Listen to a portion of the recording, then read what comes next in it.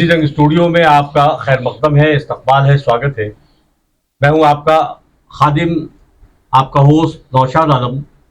देसी जंग स्टूडियो से आपसे मुखातिब हूं इस शेर के साथ कि मेरी ज़िंदगी का मकसद कि हर एक को फैज़ पहुंचे। मैं चिराग रह गुज़र हूं, मुझे शौक़ से जलाओ। इस वक्त हमारे साथ स्टूडियो में समाजवादी पार्टी की दो बड़ी अजीम शख्सियतें मौजूद हैं। इन दोनों की अपनी अपनी एक अलग और मुनफरिद पहचान है, एक अपनी अलग आइडेंटिटी है अलीगढ़ में। और आज के हमारे दोनों ही मेहमानों की शख्सियतें किसी तारुफ की मोहताज नहीं है, ना ये कि ऐसा है मैं इनका कोई बड़ा परिचय करवाऊं। जनाब डॉक्टर बादशाह खान साहब हमारे ओल्ड बॉय भी हैं, अलीगढ़ मुस्लिम सिटी के साबिक तालिब इल्म भी रह चुके हैं और एएमयू में अमूटा के जनरल सेक्रेटरी भी रह चुके हैं। हमारे साथ स्टूडियो मौजूद हैं। आप मेयर का चुनाव भी अलीगढ़ से लड़ चुके हैं और समाजवादी पार्टी में नायब सदर की हैसियत रखते हैं और स्पोक्स पर्सन की भी हैसियत रखते हैं। आपका बहुत बहुत स्वागत है। सियासत में बड़ी अच्छी पकड़ रखते हैं और बहुत ही सक्रिय भूमिका और रोल अदा करते हैं। जहां तक मैं समझता हूं समाजवादी पार्टी में आपसे ज्यादा जमीनी सतह पर कोई जुड़ा हुआ नेता नहीं होगा और जमीनी सतह पर कोई भी समाजवादी पार्टी का नेता आपके मुकाबले जमीन पर जाकर काम नहीं करता। दूसरी तरफ हमारे बड़े भाई समाजवादी पार्टी के सीनियर लीडर और अलीगढ़ मुस्लिम लीग के ओल्ड बॉय जनाब सरीस अहमद खां और फियान मियां साहब हमारे साथ स्टूडियो मौजूद हैं। आप भी समाजवादी पार्टी के दिग्गज नेताओं में से हैं और कहीं ना कहीं आपका भी अलीगढ़ में एक अच्छा प्रभाव है और प्रदेश में अच्छा प्रभाव रखते हैं। आपकी अपनी एक अलग आइडेंटिटी है, आपकी एक अलग मुनफरिद पहचान है। आप भी हमारे साथ जो मौजूद हैं। समाजवादी पार्टी जो अलीगढ़ की यूनिट है उसमें आप उपाध्यक्ष की हैसियत रखते हैं और समाजवादी पार्टी के फाउंडर मेंबर्स में से रहे हैं आप और हैं माशाल्लाह। और कहीं ना कहीं आप इलेक्शन भी लड़ चुके हैं समाजवादी पार्टी के टिकट पे। नहीं, आप प्रत्याशी हैं, मतलब टिकट मांगा था पिछला। चलिए ठीक है, मैं सबसे पहला सवाल लेता हूं बादशाह खान साहब से। बादशाह खान साहब 2027 में उत्तर प्रदेश में जो असेंबली इलेक्शन होने जा रहे हैं उसमें आपकी पार्टी की क्या तैयारियां हैं?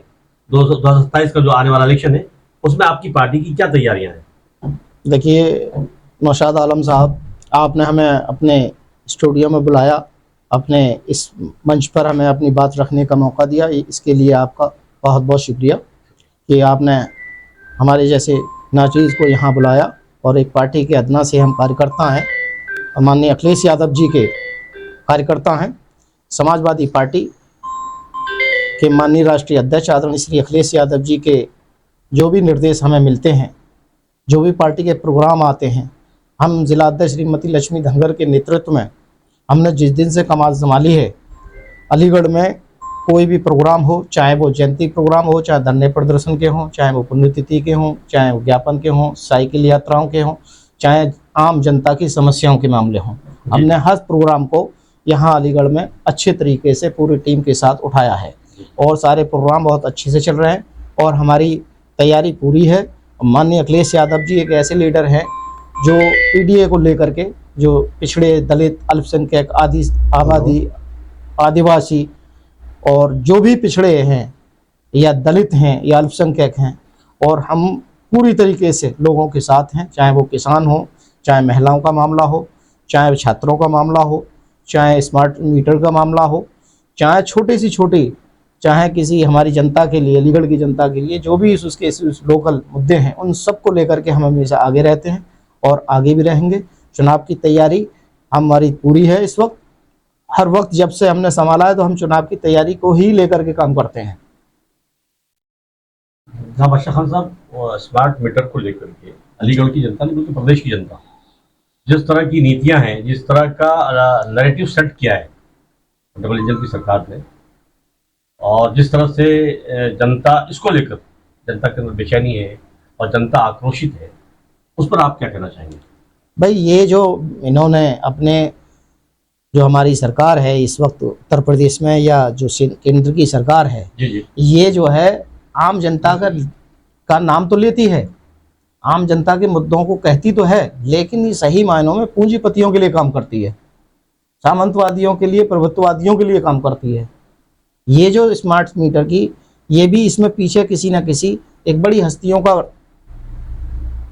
वो है, इसमें ऊपर से दबाव। नाम बताएं बड़ी हस्तियों में कौन?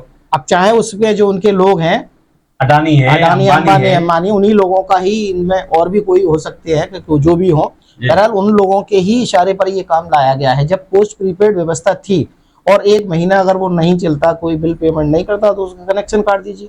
आप प्रीपेड जो है आप गांव के लोगों के पास या कमजोर लोगों के पास या गरीबों के पास, कहाँ ऐसी व्यवस्था है, बहुत से लोग फोन नहीं चलाते हैं, तो वो रात में उनका फोन, वो बेचारे सो रहे हैं, उनकी लाइट काट दी गई, खाना बना रहे हैं, लाइट काट दी गई। तो ये बहुत सारे वो है, और जिसमें भी उसको कोई पता नहीं चलता कि कितना कट गया, किसका नहीं कटा, तो इससे बहुत ही लोग परेशान हैं। और हमने इस पे ज्ञापन अभी दिया था। नहीं, आम जनता के साथ साथ किसान भी परेशान है। किसान तो हो गई होगा, जब किसान तो खेत में पानी लगा रहा है, उसका पानी कट गया, और वो जो है उसके पास ना मोबाइल है ना कोई बात है, तो वो उसका वो कट गया, तो इसमें तो उनको बहुत ज्यादा परेशानी हो ही रही है। तो ये हम चाहते ये है कि ये प्रीपेड व्यवस्था खत्म होकर के कम्प्लीटली जो है पोस्ट पेड व्यवस्था जो पहले थी उसी तरीके से, और उसमें जो ये लगा दी जाए, अगर आपको पेमेंट नहीं करते तो आप उसका महीने का बाद जो है उसको काट दिया जाए, उसका डिस्कनेक्ट कर दिया जाए। लेकिन ये व्यवस्था पूरी तरीके से खत्म होनी चाहिए। और अगर हमारी सरकार आती है 2027 में, और 2027 में आने ही वाले हैं, क्योंकि सरकार के ये है ही है, और मैं ये कहता हूँ सरकार से कि हमें क्या गर्ज किसी को नीचा दिखाने को, तुम्हारे तो एमाल ही काफी है तुम्हारी हस्ती मिटाने को।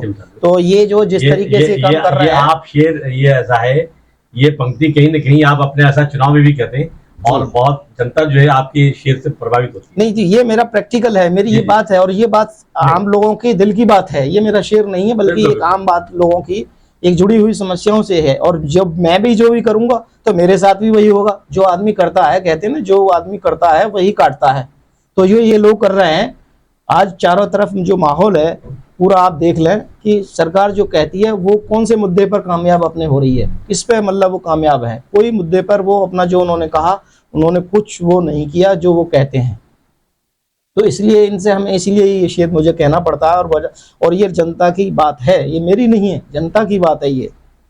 शान साहब, मैं आपसे ये सवाल करना चाहूंगा, ये जो डबल इंजन की सरकार है, केंद्र शासित सरकार कह लें, डबल इंजन सरकार कह लें आप, क्या इस सरकार की नीतियां देश की जनता को सड़कों पर आने पर मजबूर करेंगी, या 2027 के चुनाव में कहीं ना कहीं जो इनकी नीतियां हैं वो 2027 के चुनाव को प्रभावित करेंगी? आपका संबंध में क्या कहना है? मेरा तो मानना ये, सड़कों पे तो जनता नहीं आएगी, क्योंकि आप अलीगढ़ में ही देखिए, अलीगढ़ में ये स्मार्ट सिटी के नाम पर करोड़ों अरबों रुपया आ रहा है, और जिसमें मैरिज रोड, रामघाट रोड जितने शानदार बने हुए थे, उसके ऊपर लेयर चढ़ा के दोबारा से रोड बना दिए गए, जो उतने मजबूत नहीं है जितना मजबूत पहले था। और जगह जगह से बीच में रोड रुके हुए हैं, पब्लिक परेशान है, स्कूल के बच्चे परेशान हैं, गर्मी में त्राही त्राही है, और हर तरह से बच्चे परेशान हैं। तो इसका नतीजा तो 2027 में ही मिलेगा इन लोगों को, डबल इंजन की सरकार को। पब्लिक रोड पे क्या आएगी, क्योंकि हर आदमी अपनी जगह परेशान है, तो रोड पे क्या आएंगे 27 में? ये सबक सिखाएंगे, जनता सबक सिखाएगी, जनता सबक सिखाएगी। बादशाह साहब, अभी मैंने शान भाई से ये सवाल पूछा था कि जो डबल इंजन की सरकार है और जो उसकी नीतियां हैं, क्या उसकी नीतियां देश की जनता को, प्रदेश की जनता को सड़कों पर आने मजबूर करेंगी, और क्या इसका प्रभाव उत्तर प्रदेश की 2027 के चुनाव पे भी पड़ेगा? यकीनन पड़ेगा। और आप ये कह रहे हैं कि डबल इंजन की नहीं, यहाँ तो ट्रिपल इंजन की सरकार है। ट्रिपल इंजन में कौन? ट्रिपल इंजन में नगर निगम भी तो इन्हीं का है। जी जी जी। तो आप ये कहते हैं जब चुनाव के टाइम पे कि आप हमें केंद्र में बना दो, तो केंद्र में बना दिया। केंद्र वालों ने जो वादे किए उसमें से कितने वादे पूरे हुए? एक भी वादा पूरा नहीं हुआ। चाहे वो 2 करोड़ रोजगार का मामला हो, चाहे वो 15 लाख रुपए का मामला हो, चाहे काला धन वापस लाने का बात हो, चाहे एक के बदले 10 सर लाने का मामला हो, चाहे मतलब जो कोई सा भी, अभी एक दीपावली पर, ईद पर, होली पर हम एक सिलेंडर देंगे, किसको सिलेंडर मिला? इसी त्योहार पे सिलेंडर नहीं मिला, बल्कि ये अगर हालात ऐसे ना होते तो आज गैस की किल्लत नहीं होती। अभी चुनाव के बाद, ये बंगाल का चुनाव 4 मई के बाद आप देखना कि पेट्रोल, डीजल और गैस की कीमतें क्या होंगी, ये बढ़ने वाली हैं। तो यहाँ तो ट्रिपल इंजन की सरकार, तो ये कहा कहने का कि केंद्र में आ गए, केंद्र के बाद कहा कि हमें यूपी में दे दो तो हम यूपी को बदल देंगे। आज यूपी की क्या हालात है, जो सरकार हमारी माननीय अखिलेश यादव जी ने छोड़े थे, मेट्रो चलाई, तो मेट्रो हमारे अखिलेश जी का देखो, आपने हाईवे का हमारा देखो, ये जो आगरा से लेकर लखनऊ तक का ये हाईवे बना, ऐसा हाईवे हिंदुस्तान में पूरी दुनिया के अंदर नहीं है, जहाँ पे बड़े बड़े जेट फ्लाई उतारे जाते हैं, जहाँ से सारी चीज़ें, जो जितने काम माननीय अखिलेश यादव जी ने छोड़े, 55 लाख महिलाओं का पेंशन मिलता था, उनको सबसे पहले इन्होंने बंद किया। जो महिलाओं की बात करते हैं, ये 55 लाख महिलाओं को जो मिलता था, तो योगी सरकार आते ही सबसे पहले पेंशन को खत्म किया बुजुर्गों की, और उनको 55 लाख महिलाओं को मिलता था। आपको मालूम है ये नौशाद साहब? नहीं, 55 लाख महिलाओं को जो पेंशन मिलती थी, इन्होंने आते ही रोक दिया। इन्होंने आते ही 1090 जो महिलाओं के प्रसव के पीरियड के लिए 108 बनाई थी, 1090 जो उनकी सुरक्षा के लिए एम्बुलेंस चलाई थी, वो आज सब धूल खा रही हैं। 100 डायल की सारी गाड़ियां धूल फांक रही हैं। तो जो माननीय राष्ट्रीय अध्यक्ष जी ने, अखिलेश यादव जी ने जो स्ट्रक्चर तैयार किया था यहाँ के डेवलपमेंट का, क्योंकि वो जहाँ जाते हैं वहाँ देख कर आते हैं, वो जो न्यूयॉर्क में जो चीज़ चलती थी, जो जर्मनी में चलती हैं, वो सारी चीज़ें वो अपने यहाँ उन्होंने इम्प्लीमेंट किया, और वो सारे डेवलपमेंट के कार्य इन्होंने बंद कर दिए। तो जो बात आप कह रहे हैं कि साहब डबल इंजन की सरकार है, तो डबल इंजन ये चुनाव में कहते हैं कि हमें इसकी जिम्मेदारी दे दो, तो आपको जो है केंद्र की दे दिया, आपको प्रदेश की दे दिया। अब यहाँ सारे जितने मेयर हैं उसमें ज्यादातर आपके हैं सारे। यूपी में 17 मेयर हैं। क्या आपको ये लगता है कि सब सरकार जो आप अलीगढ़ की बात कर रहे हैं, तो मेयर भी अलीगढ़ का, तो सरकार तो तीनों इंजन इन्हीं की हो गई। तो आज यहाँ देखें कि अलीगढ़ में जितनी भी सड़कें उबड़ खाबड़ हैं, गड्ढे कहाँ भर गए। कौन सी अलीगढ़ की सड़क ऐसी है कि जहां आदमी रोज डेली मरते हैं? कोई ना कोई खबर आप सुनते ही, अभी चाहे वो शक्ति नगर का मामला हो, चाहे वो रामगढ़ रोड का मामला हो, रेलवे रोड का मामला हो। अभी आपने तो क्या किया, उसका मजदूर चला गया वहां से बेचारा, और उसके लिए क्या मिला? 5 लाख रुपए। तो वो आदमी, गरीब आदमी, 5 लाख रुपए उसकी कीमत है, वो परिवार पर बर्बाद हो गया। अब उसके बच्चे किसके सहारे पले? कहीं न कहीं ऐसा है सरकारों को। नगर आयुक्त तो ये यहाँ पे इस तरह बड़ी बड़ी बातें करते हैं, लेकिन उनके लिए जो आधुनिक मशीनें हैं, आधुनिक चीज हैं, वो कहाँ है? तो ये सारी चीजें इनकी बातों की हैं, इनका कोई काम नहीं है। सिर्फ जो है ये चारों तरफ से हर मोर्चे पे फेल हैं। बस सिर्फ इन पे हिंदू मुसलमान, मंदिर मस्जिद, शमशान कब्रिस्तान घुमा फिरा करके, इनके अलावा इन पे कोई मुद्दा नहीं है, और सिर्फ यहीं आके ये टेकते हैं। सरकार को मुद्दों की बात करनी चाहिए। महंगाई है, रोजगार है, आप जो है स्वास्थ्य है, शिक्षा है, इन मुद्दों पे बात होनी चाहिए। इन मुद्दों पर क्यों कर रहे हैं? अब तक जो देखने में आया शान भाई, कि सरकार मुद्दों की बात ना करके वो धर्म की आड़ में कहीं ना कहीं धर्म का चोला पहनकर जनता को आपस में उलझाने की कोशिश करती है। जैसे हिंदू मुसलमान, मंदिर मस्जिद, देशद्रोही। मेरा मानना ये है सियासत में धर्म को कभी नहीं लाना चाहिए, और विकास की बात करनी चाहिए, किसान की बात करनी चाहिए, स्टूडेंट की बात करनी चाहिए, एजुकेशन की बात करनी चाहिए, बिजली की बात करनी चाहिए, सुरक्षा की बात करनी चाहिए, सड़कों की बात करनी चाहिए। 5 विधानसभा में चुनाव हुए और बाजाप्ता नैरेटिव जो है ऐसा सरकार का सेट रहा, केंद्र सरकार का बाजाप्ता जो एजेंसी थी बिल्कुल वहां सेट कर दिया उन्होंने। और कहीं ऐसा उन्होंने ऐसा SIR की बात की, कहीं ऐसा बीफ की बात की। अब बंगाल चुनाव आपके सामने है भाई। बंगाल चुनाव में इन्होंने ऐसा है बाजाप्ता, हेमंत बिस्वा शर्मा ने ये एक ऐलान किया, बहन जी को बाजाप्ता चैलेंज किया कि बहन जी हमसे ऐसा कंपटीशन कर ले बीफ खाने के लिए, अगर वो हमारे साथ बैठेंगी तो मैं ऐसा है उनके खाने के बावजूद मैं 1 किलो मीट मसाला खा लूंगा। दूसरी तरफ ऐसा है केंद्रीय मंत्री अनुराग ठाकुर साहब, और आपके क्या नाम है, एक वो जो भोजपुरी फिल्म के अभिनेता हैं, वो भी मौजूद थे, और बाजाप्ता ये शो ऑफ किया उन्होंने, और पूरी संस्था ला रखी उन्होंने।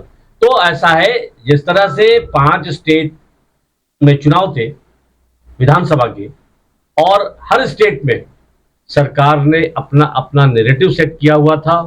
बंगाल के लिए अलग नैरेटिव सेट किया, आसाम के लिए अलग नैरेटिव सेट किया, पांडिचेरी के लिए अलग नैरेटिव सेट किया, तमिलनाडु के लिए अलग नैरेटिव सेट किया, केरला के लिए अलग नैरेटिव सेट किया। तो एक बात बताइए, आपने कहा कि साहब ऐसा सरकार मुद्दों की बात नहीं करती, सरकार तो ऐसा कहती है कि साहब ऐसा हम सबके लिए काम कर रहे हैं,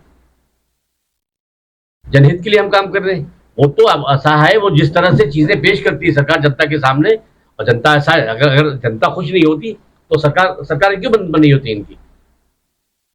आप लोग एसआईआर पे भी सवाल उठाते हैं। भाई एक बार बताइए, ऐसा है बंगाल चुनाव हो या ऐसा बिहार चुनाव हो, जिस तरह से एसआईआर की, जिस तरह से वोट काटे गए हैं, उसमें आपका क्या कहना है? देखिए, एसआईआर के मामले में हमारे माननीय राष्ट्रीय अध्यक्ष ने पूरे देश के लेवल पर, प्रदेश के लेवल पर बात उठाई अपनी, पूरा आवाज उठाते रहे। हमने अलीगढ़ के अंदर भी अपने डीएम के से ये जब फाइनल लिस्ट, वोटर लिस्ट प्रकाशित हुई जिस दिन, उस दिन हमने उनके बाद ये ज्ञापन दिया कि आप जितने भी 6 नंबर, 7 नंबर और 8 नंबर फॉर्म भरे गए, या जितने भी लॉजिकल और नो मैपिंग के जितने भी फॉर्म आपके पास आए, उनका हम बूथवार ये चाहते हैं आपसे कि आप बूथवार उसकी सूची जारी करें। ये हमारी यहाँ आपके माध्यम से भी हम ये आपके मंच से भी कहना चाहेंगे, और हमने पहले भी कहा है, जो भी अलीगढ़ के अंदर हमारा वोट कटे एसआईआर के माध्यम से, तो हम ये चाहते हैं कि जैसे आपको मालूम है कि 6 नंबर हमारे इतने वोट बढ़े और इतने आए हमारे पास फॉर्म, तो 7 नंबर का भी तो आपके पास डिटेल है कि भाई किस बूथ पे कितने वोट कटे, तो आप हमें booth wise 6 number, 7 number, 8 number का ब्यौरा हमें दें, जिससे कि हम ये बता सकें कि भाई किसका वोट क्या है, जिससे हम जनता को ये संतुष्ट कर सकें। जनता ये हमसे पूछ रही है कि भाई हमारा वोट कट गया, तो हम उससे क्या जवाब दें, तो हम अपनी जनता को ये जवाब दे सकें, उन्हें मुतमईन कर सकें कि भाई आपका वोट इसलिए कटा है 7 नंबर। और जिस नंबर जितने भी फर्जी वोट 7 नंबर के फॉर्म भरवा करके हमने ये देखा, हमने ये प्रैक्टिकली देखा गांव-गांव शहर के, कि मेरे नाम से या आपके नाम से या किसी इंडिविजुअल के नाम से जिसने फॉर्म भरा ही नहीं 7 नंबर का, वो एक ही नाम से कई 100, 50, 100, 200, 300, यानी करीब 1500 एक ही नाम से फॉर्म भरे गए। तो प्रशासन ये कहता है कि हमने उनको शामिल नहीं किया है, लेकिन नहीं किया है तो आप उनको हमें बताएं कि वो 7 नंबर फॉर्म के जरिए कितने वोट कटे, वो हमें बताया जाए। और उसके भी जिसके नाम से फॉर्म भरे गए या उनसे बात की हम लोगों ने, जिलाध्यक्ष ने, बादशाह खान साहब ने, हमने तो मालूम हुआ उसने बयान दिया बाकायदा और लिखित में दिया कि हमने, हमारे साइन भी नहीं है और हमने कोई फॉर्म नहीं भरा। बादशाह साहब, एक सवाल और इम्पोर्टेंट है जी, जो मैं ऐसा है आपसे पूछना चाहूंगा मैं, जी जी, कि बाज़ाब्ता सरकार का एक एजेंडा तय है। जब कभी इलेक्शन होता है, चाहे वो विधानसभा इलेक्शन हो या लोकसभा इलेक्शन हो या ऐसा लोकल चुनाव हो, इवन कि ऐसा है जो पंचायती इलेक्शन होते हैं, मैं उसकी बात कर रहा हूँ, एक अजीब सा नैरेटिव सरकार सेट करती है। मतलब कहीं ना कहीं एक एजेंडा और एक नैरेटिव जो सेट किया है, वो देशभक्त वर्सेस देशद्रोही, हिंदू बनाम मुसलमान, मंदिर बनाम मस्जिद, हिंदुस्तान बनाम पाकिस्तान, इस तरह के नैरेटिव से कहीं ना कहीं ऐसा है, पोलराइजेशन का एक बड़ा खेल होता है और सरकार अपनी मंशा में कामयाब हो जाती है। तो क्या मैं ये मान लूं कि जो विपक्ष के लोग हैं, जो अपोजिशन के लोग हैं, वो इस मुद्दे को या तो कैश नहीं कर पाते, या आपकी जनता तक रसाई नहीं है, जिसके कारण अब तक आप ऐसा है सरकार नहीं बना पाया प्रदेश में। 2022 के इलेक्शन को हमने देखा है बहुत करीब से। ऐसा है आप नौशाद साहब कि बुराई जो होती है वो बहुत तेजी से फैलती है जी, और अच्छाई जो है देर से आती है सामने। जी, तो हमारी पब्लिक जो है, आपको ये मालूम होना चाहिए कि सच्चाई ये है इसमें हकीकत। बादशाह साहब, जब तक दुनिया कायम रहेगी, अच्छाई और बुराई चलती रहेंगी, हमेशा आपस में लड़ते रहेंगे, लेकिन जीत हमेशा अच्छाई की हुई है। ये वास्तविकता है, ये सच्चाई है कि जीत हमेशा अच्छाई की होती है।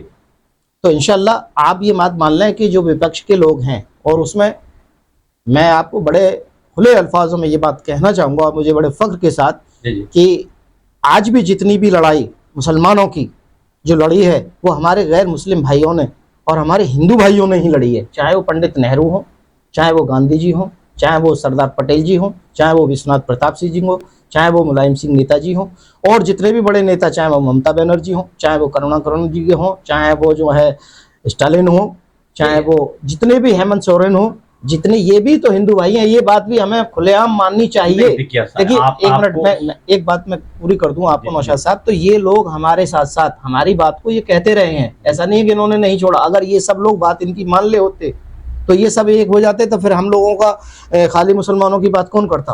खाली मुसलमानों के लीडर जो हैं कहीं कहीं जो हैं भी हैं, तो वो अपनी उस बात को कहने से, उनकी बात से एक तरीके से पोलराइजेशन उनकी बात से भी होता है। जो बात बीजेपी के लोग करते हैं, इस तरीके के मुसलमानों में भी नेता हैं जो बात को पोलराइज करते हैं। जी, आपको ये बात भी माननी चाहिए। तो ऐसे लोगों, चाहे वो मुस्लिम लीडर हो चाहे वो हिंदू लीडर हो, जब हम बीजेपी की मजम्मत करते हैं तो मुस्लिम नेता जो इस तरीके की बात करते हैं कि सिर्फ मुसलमानों की बात करें, ऐसे लोगों की भी वो की जानी चाहिए, जिसकी वजह से जो बात हम नहीं कहना चाहते और जो बात हमारी जो लड़ाई, जब दूसरे हमारे हिंदू भाई सेकुलर जहन के लोग जो हैं, और ये बात आपने देखा भी है कि वो लोग हमारे हर मामले में, चाहे वो नेताजी हो, चाहे अखिलेश जी हो, चाहे हमारे और कांग्रेस के तमाम लीडरान हो, ये जो हमारे इंडिया गठबंधन के लोग हैं, ये हमारे लिए, हमारे पॉलिसीज के लिए, बेटरमेंट के लिए बात करते हैं और इसे पूरा भी करते हैं। लेकिन अगर आप इंडिविजुअल अपना चाहें कि साहब मेरा ही कारवां चल उठे और हमारी दुकान चल जाए, तो ये दुकान जो चलाने वाले लोग हैं ये कहीं ना कहीं ये भी जिम्मेदार है माहौल को खराब करने। तो हम जहां बीजेपी की इस बात से निंदा करते हैं कि वो सिर्फ जो है इस तरीके की बातें करते हैं कि डिवाइडेशन करें या लोगों को बांटे, दिलों को तोड़ करके नफरत की बुनियाद पर, तो ये नफरत तो हमारे कुछ लोग ऐसे हैं कि जो नफरत की बुनियाद पर ले जाना चाहते हैं। तो हम ऐसे लोगों की भी मजम्मत करते हैं और इन लोगों को मिल करके इस काम को करना चाहिए। और SIR के काम में इन्होंने बहुत कोशिश की। और आपको मैं एक एग्जाम्पल के तौर पे कहना चाहूंगा कि बिहार के इलेक्शन से पहले SIR को लागू किया गया था, आपको मालूम है? आप बताएं कि आप भी इसे पत्रकार कर रहे हैं, आप चैनल चला रहे हैं, मैं आपको मुबारकबाद देता हूं कि आप बड़े ईमानदारी और उसके साथ और उसके बहुत अच्छा आपका चैनल, आप और हमारे परवेज खान साहब जो इसके संरक्षक हैं, तो ये लोग बहुत अच्छा काम चला रहे हैं इसका, और इसकी हमें आपकी दाद देते हैं, आपकी मुबारकबाद देते हैं और ये कोशिश कर रहे हैं। अभी तो हम उसमें पोजीशन में नहीं है, लेकिन कभी वक्त आए तो इंशाल्लाह पूरी तरीके से आपको भी हम सपोर्ट करेंगे। लेकिन आपको ये मालूम बात होनी चाहिए कि बिहार के इलेक्शन में भी कोई घुसपैठिया नजर नहीं आया, कोई बाहर का आदमी नहीं आया एक भी। और इस बंगाल के इलेक्शन से पहले भी SIR हुई तो इसमें कितने घुसपैठिया है, इन्होंने एक भी किया? आपको पता है ये बात तो अच्छे से। तो कहाँ SIR से क्या हुआ? SIR से ये हुआ कि जहां जो इनके बड़े लोग होते हैं, चुनाव लड़ते हैं, वहां हमारे लोगों के जो PDA के लोग हैं, जो कमजोर लोग हैं, उन लोगों को जरूर निशाना बनाया गया। ये बात कहने में मुझे कोई गुरेज नहीं है और कोई वो नहीं है, आप इस मेरी बात से इससे इत्तेफाक करें ना करें, लेकिन ये बात है कि इन्होंने उस बात का फायदा लिया है। लेकिन उसके बाद भी बंगाल में और बिहार में और यहाँ भी कोई भी घुसपैठिया या कोई भी विदेशी आदमी यहाँ नजर नहीं आया एक भी। उसमें SIR की प्रकाशन लिस्ट होने के बाद पूरे देश के बाद भी जहां जहां भी SIR हुई है, तो आपको मालूम होना चाहिए। लेकिन SIR में इतना जरूर हुआ है कि कहाँ वोट कटना है, कहाँ वोट नहीं कटना है, लेकिन वोट सभी के कटे हैं, ये बात सही है। लेकिन इनके जहां लीडर बड़े लड़ते हैं वहां कितना वोट कटना है, ये सारी चीजें हमने इसमें देखने में आया है और इसमें हमें कोई झिझक और वो नहीं है। हमारा नेता माननीय अखिलेश यादव जी पे हमें पूरा भरोसा है और यकीन है कि उनके वालिद साहब ने भी हम लोगों की रहनुमाई की। आपका कहीं ना कहीं कहना है कि ऐसा है जो SIR हुई है जी, और जिस अंदाज में उसमें इलेक्शन कमीशन और जो जितनी भी संस्थाएं हैं वो सब कहीं ना कहीं ऐसा है सरकार के साथ खड़ी। ये मैं नहीं, ये तो तमाम तरीके के हाई कोर्ट और अभी सारी ये कह रहे हैं कि सारी जुडिशरी हो, मुझे कहने में नहीं ये तो सम्मान होता है, चूंकि हमें बाहर भी बात जाती है। तो ये अभी जो पर्यवेक्षक गए यहाँ से बंगाल के अंदर, तो उनका काम ऑब्जर्व करना होता है और उस बात को वहाँ के चुनाव आयोग को मैसेज करना होता है कि यहाँ पे ये गड़बड़ चल रही है। लेकिन वो डायरेक्ट ही पुलिस कप्तान का काम वो कर रहे हैं, धमका रहे हैं लोगों को। आप है ना, लोगों को धमकाया। हाँ, तो वो ये काम ये गलत है ये काम। और उसको अभी तक जितनी भी हमारे SIR में हमारे माननीय राष्ट्रीय अध्यक्ष ने 18,000 एप्लीकेशन दी सबूत के साथ कि इनका उनके पे ऊपर एक भी चुनाव आयोग ने जवाब नहीं दिया। वहां जितनी भी हमारे, जैसे आप बता रहे थे, अभी पूछ रहे थे हम लोगों से कि आपके नेता की चलती नहीं है, क्या बात है, या इसको लीड नहीं कर पा रहे। हमारे नेता चुनाव आयोग को हर सवाल का हर इनकी उसका वो देते हैं, लिखित में देते हैं, लेकिन चुनाव आयोग का कोई जवाब नहीं आता है। तो ये सारी कहीं ना कहीं सारी सिस्टम में इनके दबाव में काम कर रही हैं, केंद्र के सरकार में। और जिस तरीके से केंद्रीय बलों ने बंगाल के अंदर किस तरीके से ऐसा EVM पर और SIR पर हम बाद में किसी डिबेट में डिटेल में बात करेंगे। जी, मैं शान भाई से एक सवाल करना चाहूंगा कि शान भाई, ऐसा है क्या इस मुल्क की सियासत कहीं ना कहीं, इस मुल्क की जो राजनीति है वो मोहब्बत की दुकान बनाम नफरत की दुकान है? नफरत वर्सेस मोहब्बत नहीं, पे वो चल रही है इस देश की सियासत। वो तो सियासत इस तरह से चल रही है, लेकिन हम लोगों को चाहे सरकार के लोग हों या विपक्ष के लोग हों, हमें इस तरह से नहीं चलना चाहिए। मेरा मानना है कि हमारी कोशिश ये होनी चाहिए, विकास की बात पे होनी चाहिए, शिक्षा पे बात होनी चाहिए, बिजली पे बात होनी चाहिए, रोड पे बात होनी चाहिए, ये चीज़ होनी चाहिए, ना कि रोजगार की बात हो, स्वास्थ्य की बात हो। रोजगार की, स्वास्थ्य की बात होनी चाहिए। हिंदू मुसलमान, पाकिस्तान हिंदुस्तान, इन चीज़ों से हम लोग आगे नहीं बढ़ सकते। हमें वो काम करना चाहिए जिससे हमारा देश और प्रदेश आगे जाए। आगे बादशाह भाई, एक सवाल और आपसे करना चाहूँगा कि देखिए, ऐसा जैसा कि मैंने कहा कि जब कभी इलेक्शन होते हैं अपने हिंदुस्तान में, भारत में, चाहे वो देश के हो या प्रदेश के हो, लोकसभा इलेक्शन हो या विधानसभा इलेक्शन हो, तो सरकार कहीं ना कहीं एक नेरेटिव सेट करती है। नेरेटिव सेट करने के बाद आपने देखा होगा कि ऐसा बंगाल का कुछ, आसाम का कुछ, और आपके पांडिचेरी का कुछ, केरला का कुछ, इस तरह से सेट किया उन्होंने साहब। और जहाँ तक हमें मालूम है और आपको भी जानकारी होगी कि 2014 से लेकर जब तक भाजपा की सरकार बनी भाजपा की, उसे लेकर 2026 तक किसी भी मामले पर मतलब पार्लियामेंट में मुंह की नहीं खानी पड़ी। लेकिन जो डिलिमिटेशन का बिल लेके आई थी सरकार, उसके पसपर्दा सरकार की क्या मंशा थी, क्या साजिश थी, जबकि 2023 में सरकार ने ऑलरेडी महिला आरक्षण को पास कर दिया था और बंगाल के इलेक्शन में बाकायदा तौर पर महिला आरक्षण को उठाया और कहीं ना कहीं विपक्ष को टारगेट किया। इस सिलसिले में आप क्या कहना चाहेंगे? देखिए, आप जो है, आपको ये आपने आप खुद ही ये कर दिया क्लियर कि ये कानून बन चुका था 2023 में, और सरकार नहीं, विपक्ष ने भी और हिंदुस्तान की हर पार्टी ने, हर नेता ने। नहीं, वो तो ये कहते हैं महिला विरोधी हैं आप, तो अभी मैं आप बताता हूँ कौन महिला विरोधी है। मैं अभी आपको इसका सबूत देते हुए आपके सामने और अपने दर्शकों के लिए भी बताना चाहूंगा और आपके दर्शकों को भी बताना चाहूंगा कि ये बात जो है, उन्होंने ये कानून बना तो उसमें सारी हिंदुस्तान की पार्टियों ने और सभी नेताओं ने, और खासतौर से हमारे नेताओं ने, जो पीडीए के नेता थे, जो इंडिया गठबंधन के नेता थे, सभी ने मिल करके इसको कानून पास कराया 30 अगस्त या समथिंग अगस्त में 2023 में जब बन गया। तो 24 का इलेक्शन था तो आपको 24 में करना चाहिए, और आपने इसलिए नहीं करा कि हम पहले डिलिमिटेशन कराएंगे, पहले जाति जनगणना कराएंगे, उसके बाद परिसीमन कराएंगे। तो जब आपको ये करना था, दो कॉज इन्होंने जोड़े उसमें कि ये इसलिए 24 में नहीं लागू हो सकता क्योंकि ये परिसीमन और इसमें जाति जनगणना बाकी, इसलिए नहीं कराएंगे। जब ये बात तय हो गई थी, तो अगर आपको ये करना ही है और आपकी नीयत है, तो आप जो है उसको जो है जाति जनगणना और लागू करके, जाति जनगणना लागू करके और परिसीमन आप हटा करके आप 543 पे कर दीजिए अभी 33% के हिसाब से, 403 पे कर दीजिए आप 33% के हिसाब से। उसमें ओबीसी भी होनी चाहिए, उसमें एससी भी होनी चाहिए, उसमें माइनॉरिटी भी होनी चाहिए। आप कर दीजिए, आपकी नीयत है। तो आप ये बताएं कि जब ये कानून लागू हो गया तो आपने 16 अप्रैल को ही क्यों रातों रात नोटिफाई किया? आपने इसलिए किया कि बंगाल का चुनाव चल रहा है तो यहाँ महिलाओं में हम ये साबित करते हैं। आपको ये मालूम था कि हमारा 2/3 बहुमत नहीं है पार्लियामेंट के अंदर, लेकिन आप विशेष सत्र क्यों लेकर आए? क्योंकि वहां के लोग, नेता जो हैं हमारे यहाँ आ जाएं तो हम वहां चुनाव में तैयारी ना करें। ये लोग, इनको मालूम था कि जब हमारा पास ही नहीं होगा तो आप लाए क्यों? और एक साजिश थी इनकी। सुनो, एक बात थोड़ा आधा सेकंड में लेना चाहूंगा आपकी अब, कि जब इनको ये मालूम था कि ये पास नहीं हो सकता तो लाए क्यों? और जब लेकर आए तो उसकी में एक साजिश ये छिपी हुई थी कि हम इसको महिला आरक्षण बिल कह रहे थे, उसको नहीं, कि वो बिल नहीं था, बल्कि उसमें डिलिमिटेशंस का और उसमें जाति गणना की छिपी हुई थी, ये बात छिपी हुई थी। तो इसमें हमारी पार्टी और हमारे नेता जाति गणना, और आज भी हमने, एक मिनट ये बात जोड़ दूं, आज भी हमने उत्तर प्रदेश की विधानसभा में माननीय राष्ट्रीय अध्यक्ष के निर्देश पे सभी सम्मानित नेतागणों ने, हमारे ने इसका विरोध किया है कि तुरंत आप लागू करें 33% आरक्षण और 24-27 के इलेक्शन में लागू करें। तो नीयत किसकी गलत है और कौन सही है? और ये सरकार आज जो है जनता के अंदर ये कहलवाना चाहती है, हमें ये करना चाहती है महिला विरोधी ये है। महिला विरोधी हम नहीं है, सरकार विरोधी है। और कई जगहों पर उत्तर प्रदेश के अंदर तमाम कानून व्यवस्था जो चारों तरफ चौपट है, आज चाहे लखीमपुर का मामला हो, चाहे हाथरस का मामला हो, गाजीपुर का मामला हो, रायबरेली का मामला हो, हरदोई का मामला हो, बागपत का मामला हो, मेरठ का मामला हो, सारी लड़कियों के साथ रेप और बलात्कार हुआ और सभी महिलाओं के साथ में ये हुआ।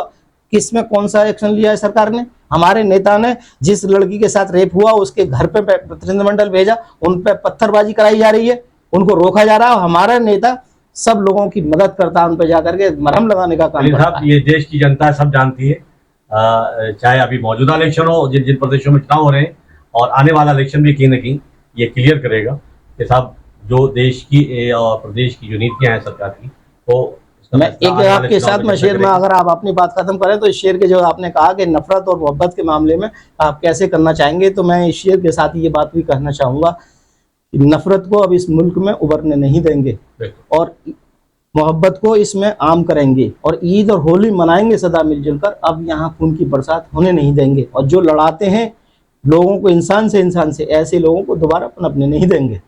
ये हमारे माननीय राष्ट्रीय अध्यक्ष जी का भी वो है। अब चुनाव की तैयारी आ रही है तो हम उसमें पूरी तरीके से तैयार हैं। माननीय राष्ट्रीय अध्यक्ष जो भी हमें निर्देश करेंगे और वो कहें कि साहब आपको चुनाव लड़ना है तो चुनाव लड़ेंगे, अगर वो कहें कि आपको संगठन में काम करना है तो संगठन में काम करेंगे। टिकट ऐसे लोगों को दिलवाया जाएगा कि जो चुनाव में फाइट करें, जो ज़मीनी हों, जो ईमानदार हों, जो शिक्षित हों, जो पार्टी के निष्ठावान हों, पार्टी के वरिष्ठ लोग हों और जो जीत सकें और जो सर्व समाज के लोगों लोकप्रिय हों और जो पूरे उसमें लगे रहे हैं। कि चुनाव में ऐसे ना हो कि वो आए और गए, ऐसे लोगों के लिए चुनाव में हम लोग यहाँ से कतई भी रिकमेंड नहीं करेंगे, अच्छे लोगों को करेंगे और इंशाल्लाह अलीगढ़ की सातों सीटें लक्ष्मी धनगर के नेतृत्व में जीत के भेजी जाएंगी और समाजवादी पार्टी के माननीय राष्ट्रीय अध्यक्ष 2027 में मुख्यमंत्री बनेंगे इंशाल्लाह। बहुत बहुत शुक्रिया दोनों मेहमानों का। ये सच्चाई है कि देश हित में और देश की तरक्की के लिए, देश की उन्नति के लिए हमें और आपको मिलकर काम करना पड़ेगा। जो नफरत की दुकान खोली जा रही है उस पर मुहर लगानी पड़ेगी, हमें और आपको सोचना पड़ेगा और मोहब्बत को आगे बढ़ाना पड़ेगा, देश को आगे बढ़ाना पड़ेगा। बहुत बहुत धन्यवाद आपसे। बहुत बहुत शुक्रिया। आपका भी बहुत बहुत शुक्रिया, आपने अपने स्टूडियो पर बुलाकर हमें इज्जत दी, लेकिन हम इतने बड़े तारीफ के काबिल तो नहीं, लेकिन बहुत बहुत शुक्रिया। बहुत शुक्रिया। बहुत शुक्रिया।